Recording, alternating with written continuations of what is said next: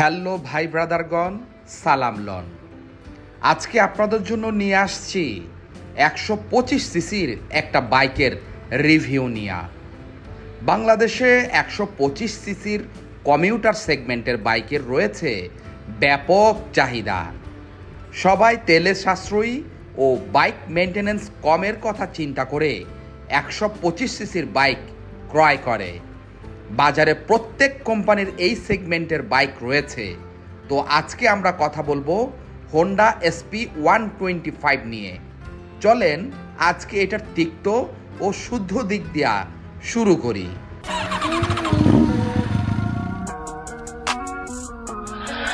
Okay, let's do Julie. What's wrong with her? She's not Rachel. প্রথমেই শুরু করি এটার লুক দিয়া। হোন্ডা এটার লুক এমনভাবে তৈরি করছে, এটা দেখলেই মনে হবে এটা একটা ইকোনমি বাইক। এর ট্যাঙ্কির শেপটাও বেশ সুন্দর, সাথে আছে সিম্পল গ্রাফিক্স, ভালোই লাগে দেখতে।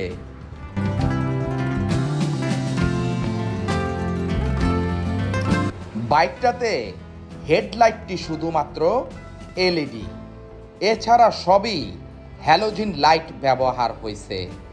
এর ডিজিটাল মিটার কনসোলটি ভালোই লাগে, গাড়ির লুক অনুযায়ী সুন্দর ও আধুনিক।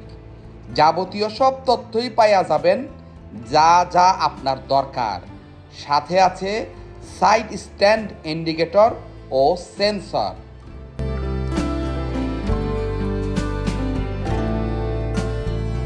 এবার আসি এটার ইঞ্জিনে, আর এটাই হলো সাশ্রয়ী বাইকের মূল ফোকাস।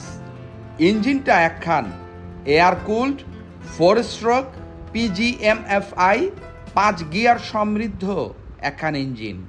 আর হোন্ডা এই 125 সিসির গাড়িতেই PGMFI প্রযুক্তি দিয়েছে, যা ভালো ব্যাপার। এই এফআই টেকনোলজির কারণে রাইডারের চালনার উপর নির্ভর করে ইঞ্জিনে ফুয়েল সাপ্লাই হবে, তাতে মাইলেজ বাড়বে। 123.94 সিসির এই ইঞ্জিন থেকে 10.8 হর্স পাওয়ার উৎপন্ন করে 7500 আরপিএমে ও 10.9 Nm টর্ক উৎপন্ন করে 6000 আরপিএমে।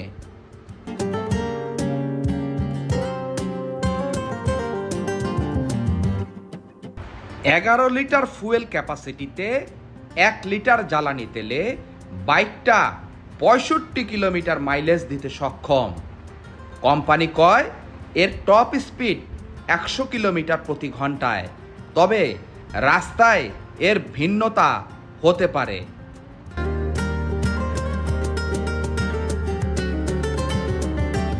এর সামনের টেলিস্কোপিক ফর্ক ও পেছনে আছে ডুয়েল স্প্রিং লোডেড সাসপেনশন, যা আরামদায়ক ও টেকসই।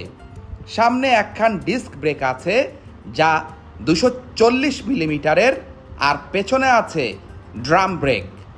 ব্রেকিংয়ে আরও আছে কম্বাইন্ড ব্রেকিং সিস্টেম, মানে সামনের ব্রেক ধরলে পিছনের সহ ব্রেক হবে, যা আধুনিক ও ভালো ব্যাপার।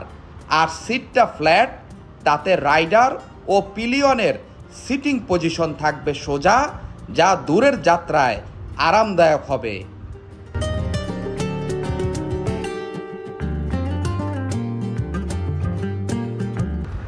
এর সিট হাইট 790 মিলিমিটার আর গ্রাউন্ড ক্লিয়ারেন্স 160 মিলিমিটার, যা উঁচু নিচু রাস্তায় পার হতে কোনো প্রকার অসুবিধা হবে না।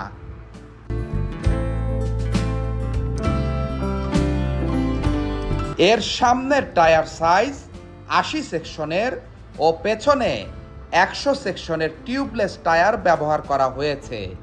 আর বাইকখানের ওজন হলো মাত্র 116 কেজি।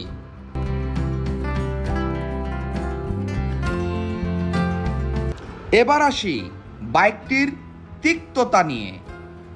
প্রথমেই বাইকটির লাইট সেটআপ নিয়ে কথা বলা যাক। বাইকটির ইন্ডিকেটর লাইট ও ব্যাকলাইট হ্যালোজেন লাইট দেওয়া হয়েছে। 2025 সালেও এসে এই লাইট সেটআপ মানতে কষ্ট হয়।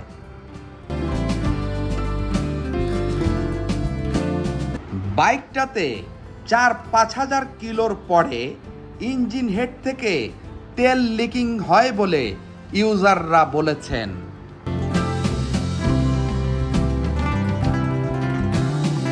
বাইকের উভয় চাকা বেশ চিকন, কর্নারিংয়ের সময় বেশ সাবধান হতে হবে।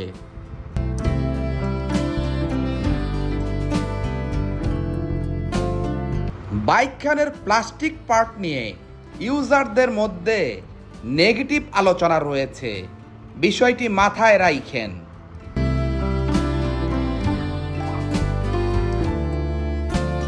ইঞ্জিনে কোনো গার্ড বা ইঞ্জিন কাউল নাই, দেখতে কেমন জানি খালি খালি লাগে।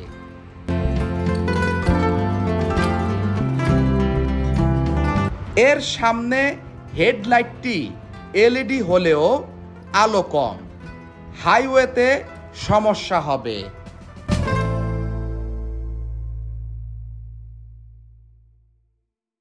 ওকে, সারাংশে আসি। তিক্ত দিক নিয়ে মাথা না ঘামালে এই গাড়িটা যাদের ডিসেন্ট লুক সহ ভালো মাইলেজ এবং ফ্যামিলি মার্কা একখান বাইক লাগবে, তাদের জন্য এটা ভালো চয়েস।